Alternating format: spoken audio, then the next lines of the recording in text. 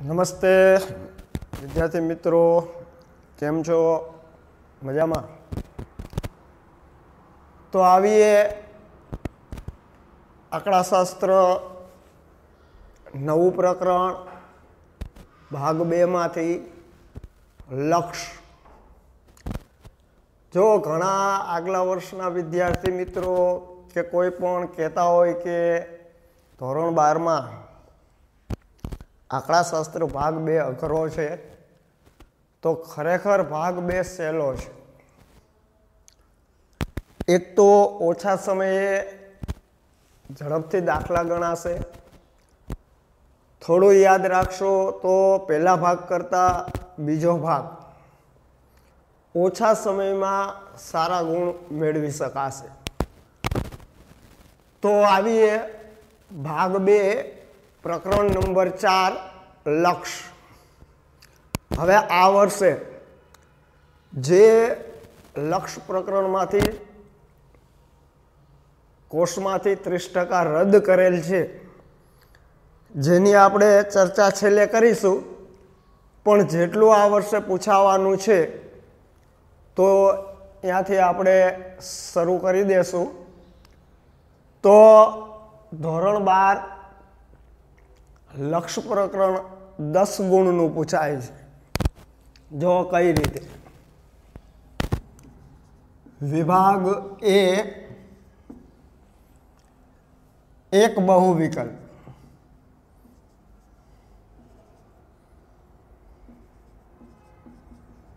એટલે 1 ગુણ.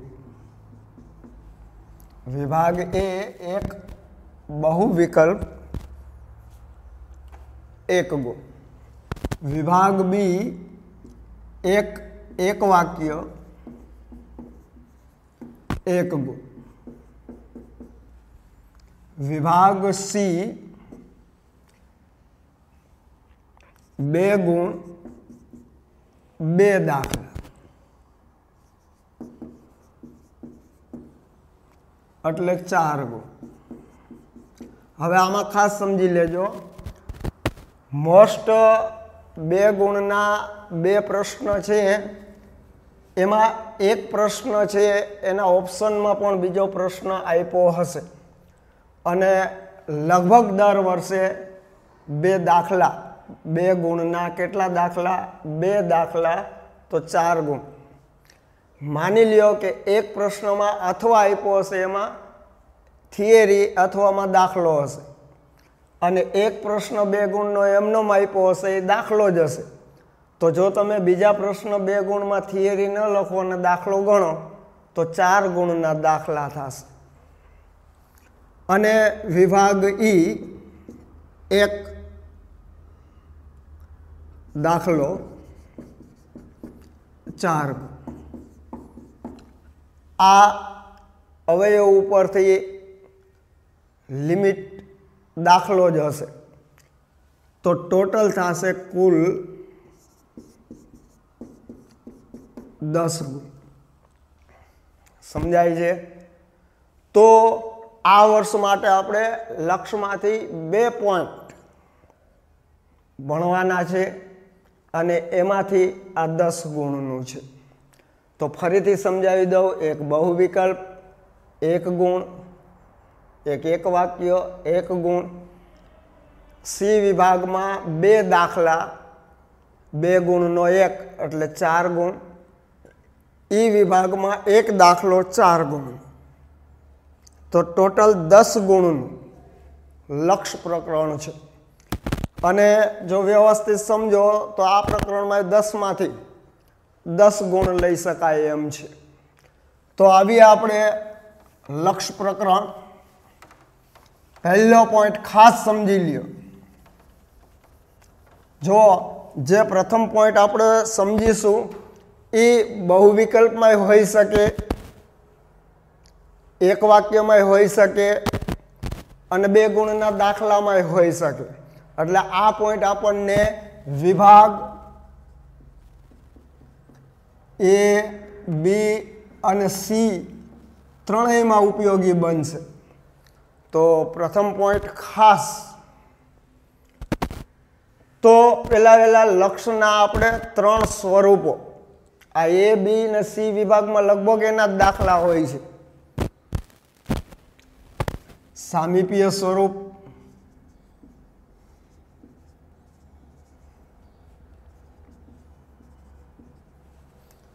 માનાંક સ્વરૂપ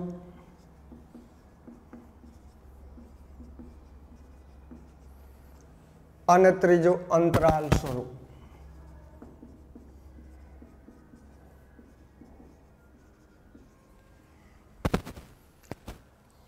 સામીપ્ય સ્વરૂપમાં લખો, માનાંક સ્વરૂપમાં લખો અને અંતરાલ સ્વરૂપમાં લખો. આ બહુ વિકલ્પ, એક વાક્ય અને 2 ગુણના 2 દાખલામાં આ પ્રથમ પોઈન્ટ વેરી આઈએમપી. આ પોઈન્ટ આવડી ગયો એટલે એ બી અને સી ટોટલ તમે 6 ગુણ મેળવી શકશો.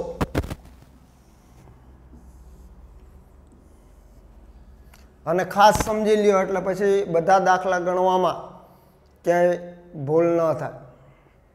તો સામીપ્ય સ્વરૂપ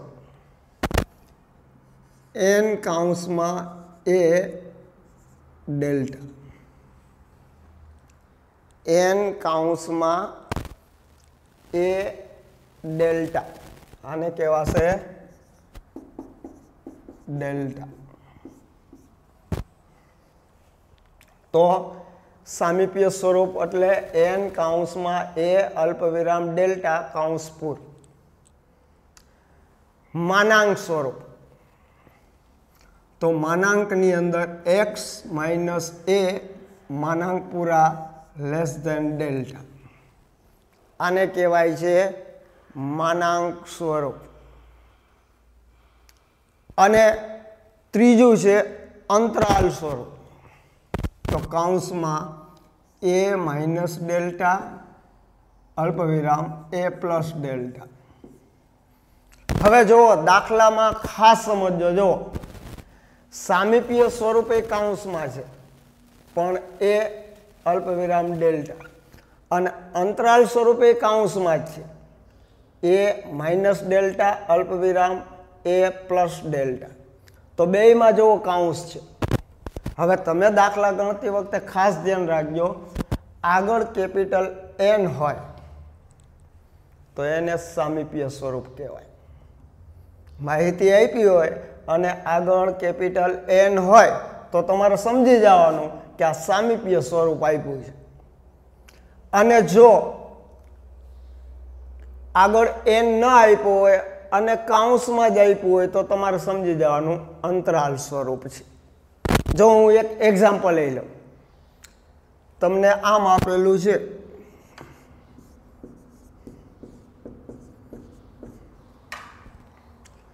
તો તમને ખ્યાલ આવી ગયો કયું સ્વરૂપ આપ્યું છે, તો કે સામીપ્ય. સામીપ્ય સ્વરૂપ શું છે, તો કે n કૌંસમાં a અલ્પવિરામ ડેલ્ટા કૌંસ પૂરું. તો આમાં a કેટલા છે, તો કે 5, અને ડેલ્ટા કેટલા છે, તો કે 0.02. આ સમજો ખાસ, બધા દાખલા પછી ગણાઈ જશે. સામીપ્ય સ્વરૂપ કોને કહેવાય, આગળ કેપિટલ n આપેલો હોય તો તમારે સમજી જવાનું કે સામીપ્ય સ્વરૂપ આપ્યું છે. જો મેં એક રકમ લીધી n કૌંસમાં 5 અલ્પવિરામ 0.02, તો જો છે આગળ n તો તમારે આ કયા સ્વરૂપમાં આપ્યું છે સમજવાનું, સામીપ્ય સ્વરૂપમાં આપ્યું છે. તો સામીપ્ય સ્વરૂપ શું, તો કે n કૌંસમાં a અલ્પવિરામ ડેલ્ટા કૌંસ પૂરો. તો આ a કેટલા છે, તો કે 5. આ પહેલા છે એ 5 a ની કિંમત છે અને બીજી છે એ ડેલ્ટાની કિંમત છે. હવે માનાંક સ્વરૂપમાં તો તમને ખ્યાલ આવી જ જશે, માનાંક હશે આ રીતે આપ્યું હોય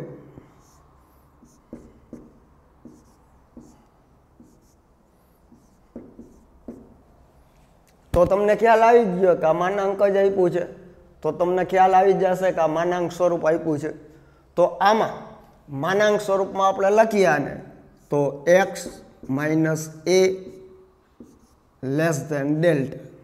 તો હવે આમાં a કેટલા છે, તો કે 2,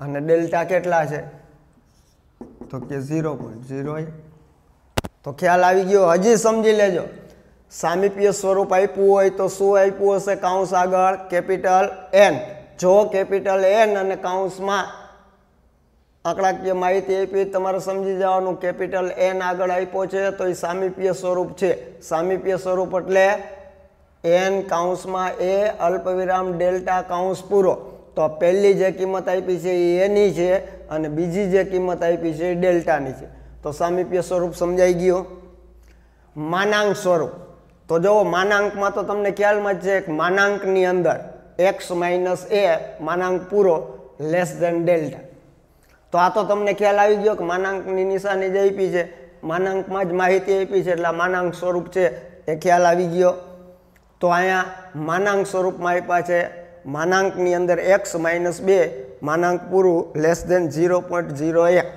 તો માનાંક સ્વરૂપ કઈ રીતે લખાય તો કે માનાંકની અંદર x માઇનસ a માનાંક પૂરો લેસ ધેન ડેલ્ટા તો આમાં a ની કિંમત કેટલી છે તો કે 2 અને ડેલ્ટાની કિંમત કેટલી છે તો કે 0.01 થઈ ગયો સામીપ્ય સ્વરૂપ માનાંક સ્વરૂપ હવે અંતરાલ સ્વરૂપ હવે માની લ્યો કે તમને આમ આપ્યું હોય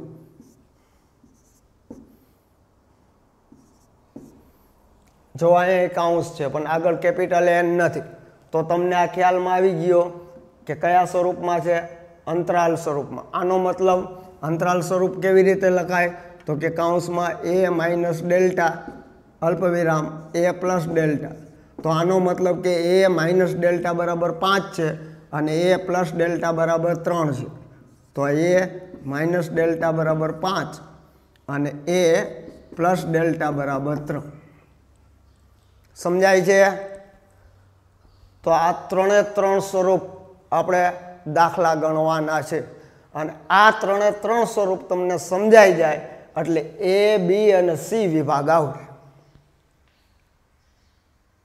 તમે 4-5 ગુણ મેળવી શકો અને સાવ સહેલું છે તો સામીપ્ય સ્વરૂપ માનાંક સ્વરૂપ અને અંતરાલ સ્વરૂપ આ વર્ષે તમારા કોર્સમાં છે તો સૌ પ્રથમ આપણે આના દાખલા ઉદાહરણ અને સ્વાધ્યાયના સમજવાના છે તો હજી એકવાર સમજી લ્યો તમને દાખલાની રકમમાં કયું સ્વરૂપ આપ્યું છે પહેલાં તો તમારે એ તપાસવું જોશે તો એ આના ઉપર આધારિત છે તમને આ રીતે આપ્યા છે n કૌંસમાં 5 અલ્પવિરામ 0.02 કૌંસ પૂરો તો કૌંસ આગળ કેપિટલ N હોય તો તમારે સમજી જવાનું સામીપ્ય સ્વરૂપ આપ્યું છે એટલે કે n કૌંસમાં a અલ્પવિરામ ડેલ્ટા કૌંસ પૂરો તો પહેલી છે એ એની કિંમત છે અને બીજી છે એ ડેલ્ટાની છે તો તમને આ સામીપ્ય સ્વરૂપ સમજાઈ ગયું હવે આ રીતે આપ્યું હોય માનાંકમાં x માઇનસ 2 માનાંક પૂરો લેસ ધેન 0.01 તો અહીંયા તો તમને ખ્યાલ આવી ગયો કે માનાંકમાં આપ્યું છે એટલે માનાંક સ્વરૂપ છે તો માનાંક સ્વરૂપ આપણે કેમ લખીએ છીએ તો x માઇનસ a માનાંક પૂરો લેસ ધેન ડેલ્ટા તો આમાં તમને ખબર પડી ગઈ આ 2 છે એ એની કિંમત છે અને 0.01 છે એ ડેલ્ટાની કિંમત છે હવે તમને ખાલી કૌંસ જ આપ્યો હોય જો કૌંસમાં 5 અલ્પવિરામ 3 કૌંસ પૂરો જો આગળ કેપિટલ N નથી જો આગળ કેપિટલ N હોત તો એ સામીપ્ય સ્વરૂપ ગણાત પણ અહીંયા N નથી એટલે તમારે સમજી જવાનું અંતરાલ તો અંતરાલ સ્વરૂપ તો કે કૌંસમાં a માઇનસ ડેલ્ટા અલ્પવિરામ a પ્લસ ડેલ્ટા કૌંસ પૂરો તો આનો મતલબ કે a માઇનસ ડેલ્ટા બરાબર 5 છે અને a પ્લસ ડેલ્ટા બરાબર 3 છે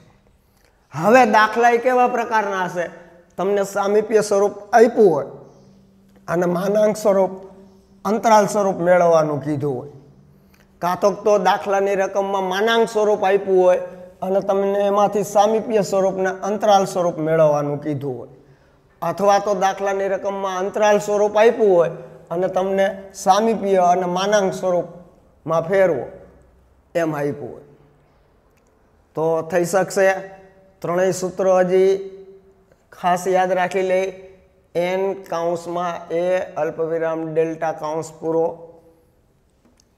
માનાંકમાં x માઇનસ a માનાંક પૂરો લેસ ધેન ડેલ્ટા अंतराल स्वरूप तो कि काउंस में ए माइनस डेल्टा अल्पविराम ए प्लस डेल्टा काउंस पूर्ण थई गयो। तो आपणे जोईए दाखला, आपणे उदाहरण गणवा छे अने दाखला गणवा छे, पछी जे अमुक दाखला हूँ बाकी राखी दઉં ए तमारे गणवाना छे।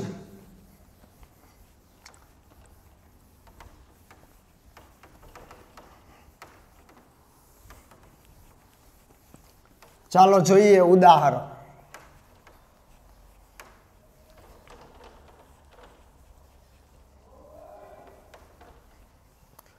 जो उदाहरण पहलू एन काउंस में, जो प्रथम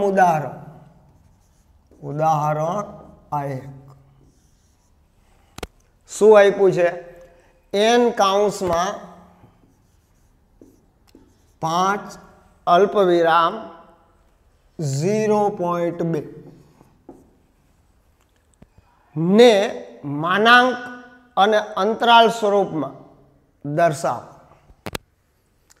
आने आपणे कया कया स्वरूप में दर्शाववानुं छे? मानांक अने अंतराल स्वरूप में। तो आ माहिती आपी छे आपणने शेमां आपी छे? सामीप्य छे आगळ केपिटल एन, तो आ सामीप्य स्वरूप में आपी छे।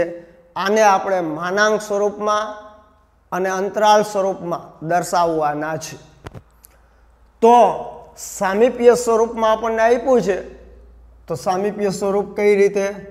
तो कि एन काउंस में ए अल्पविराम डेल्टा। तो एनो मतलब कि आमां ए नी किंमत केटली छे? 5 अने डेल्टा नी किंमत केटली छे? तो कि 0.2 छे। हवे आपणे बंने स्वरूप में फेरवीए, आ मानांक स्वरूप में।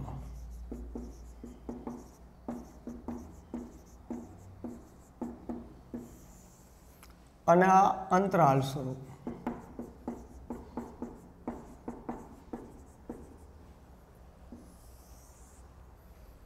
જો હજી રકમને સમજો ખાસ એટલે બાકીના પછી તમે દાખલા ગણી શકો।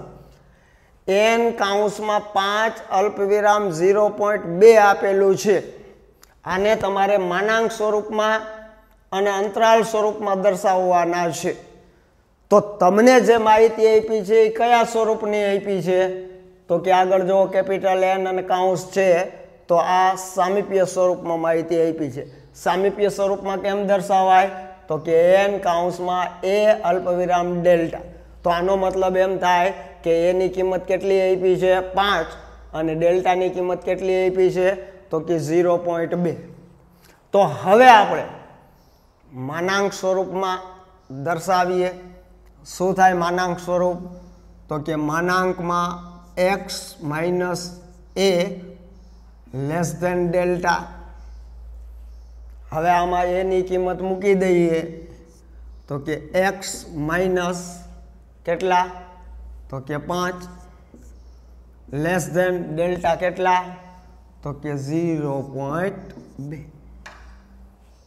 थई गयो, दर्शावाई गयो। तो आ मानांक स्वरूप में दर्शाव्या।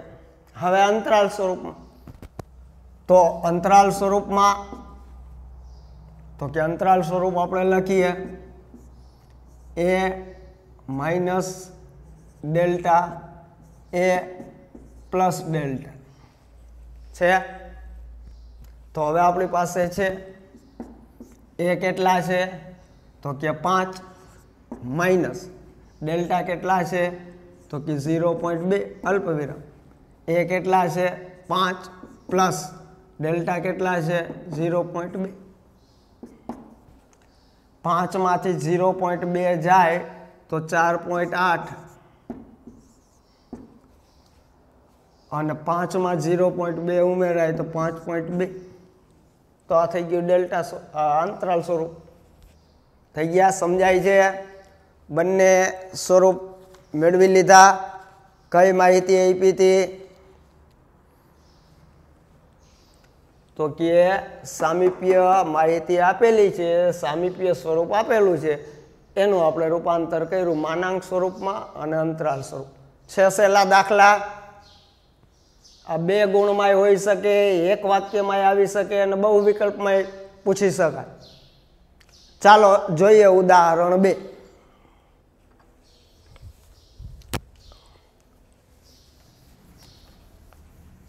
जो शुं कहे छे उदाहरण 2।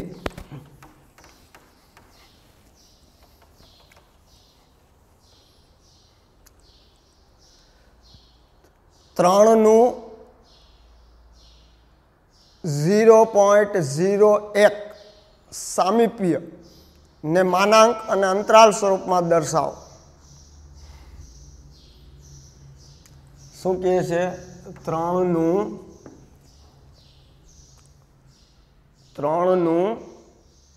0.001 नु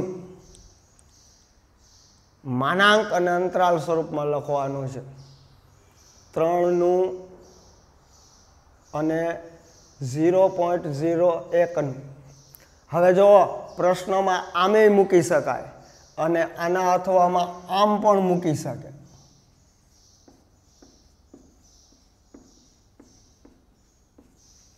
तो आ बे एक ज। 3 नु ए नु डेल्टा शू थाय? ए नु डेल्टा। तो आम पण आपी सके प्रश्न में n 3 अल्पविराम 0.001 काउंस पूरो। तो आ बे एक ज थाय। तो एनो मतलब के ए 3 नु डेल्टा केटला में 0.001 नु शेमा रूपांतर करवाना छे? तो कि मानांक अने अंतराल। तो आ आपने आप्युं छे n 3 0.01। तो सामीप्य स्वरूप तो कि ए अल्पविराम डेल्टा। तो आमां ए केटला छे? 3 अने डेल्टा केटला छे? 0.01 छे। हवे आने रूपांतर करीए आपणे।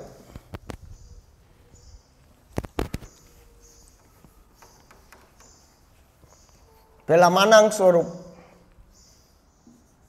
अमानांक स्वरूप अने बीजू अंतराल स्वरूप।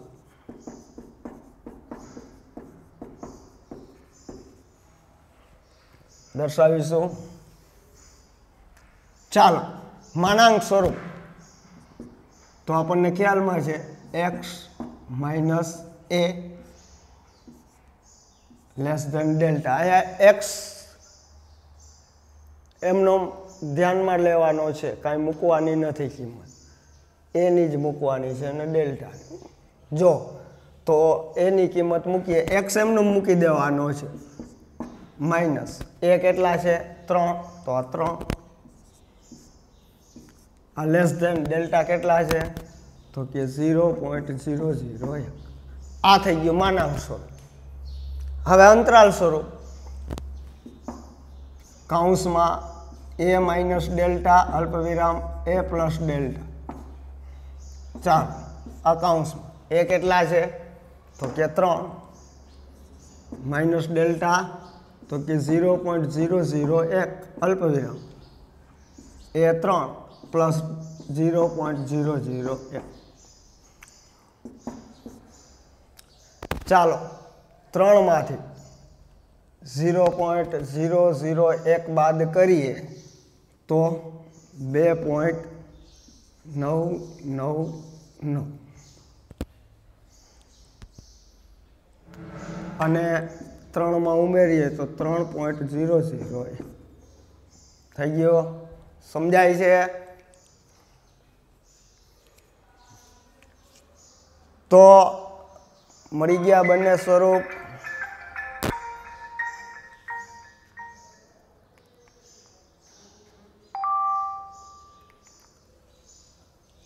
तो समझाय छे? तो जेटला उदाहरण आपणे आगळ गणीशुं गणाय एटला तमारे गणवाना छे अने न समझाय तो हजू एकादा 2 लेक्चर जवा देजो, पण आ त्रणेय स्वरूप खास ध्यान में राखजो। तो नेक्स्ट लेक्चर में फरी आपणे उदाहरण 3 ગણીશું. તો ત્યાં સુધી રજા આપશો.